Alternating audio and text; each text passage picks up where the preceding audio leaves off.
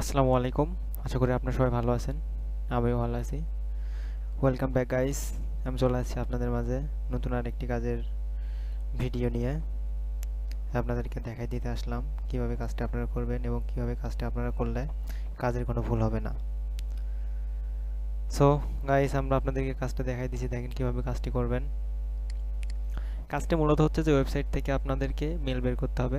Copy পেস্টের কাজ বলতে পারেন, আমরা এটাকে কপি পেস্ট বলতেছি। এই কাজটা এত ইজি যে আপনারা প্রত্যেকটা মেইলই পেয়ে যাবেন এবং প্রত্যেকটা কাজে সুন্দরভাবে করতে পারবেন। দেখেন এখানে অনেকেই কাজ করতেছে, এই যে এখানে একজন কাজ করতেছে, আমার এক ভাই। সো আপনারাও এখানে কাজ করতে পারবেন। এখানে আমাদের অনেক কাজ আছে, অ্যাভেলেবেল কাজ আমরা দিয়ে থাকি। গাইস, কীভাবে কাজটি করতে হবে আপনাদেরকে আমি সিম্পলভাবে দেখাই দেব, বাট এই কাজটা একটু মনোযোগ সহকারে ভাবতে হবে।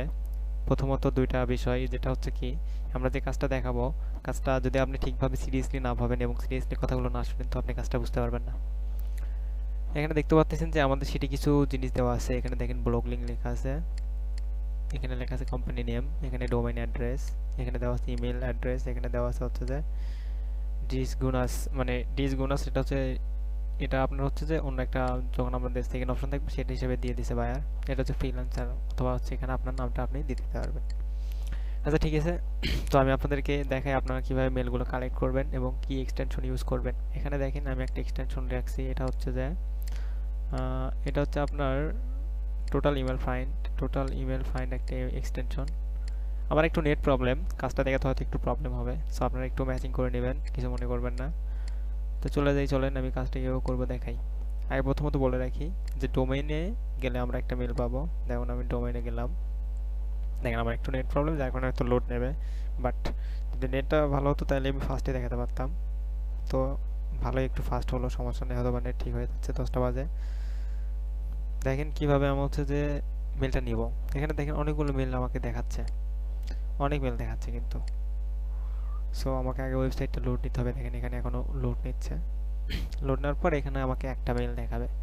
যেমন দেখেন এখন একটা মেল কিন্তু অলরেডি শো করছে, এখনো কিন্তু লোড নেওয়া শেষ হয়নি। সো লোড নেওয়াটা শেষ হয়ে যাক, আমি আপনাদেরকে তারপরেই বলি। লোডটা নিচ্ছে, একটু সময় লাগবে বললাম, নেট স্লো। ওকে, এটা চাই, এটা আমি ক্লোজ করে দিলাম। দেন এখানে দেখেন আমাকে হচ্ছে একটা মেল শো করতেছে, এটা হচ্ছে যে টোটাল ইমেল আইডি ফাউন্ড। এটা আপনারা ক্রোমের এক্সটেনশনে পেয়ে যাবেন। আমি দেখেন মেলটা কপি করলাম, মেলটা কপি করে শিটে যাবো এবং এখানে ডাবল ক্লিক করে বসাই দেবো।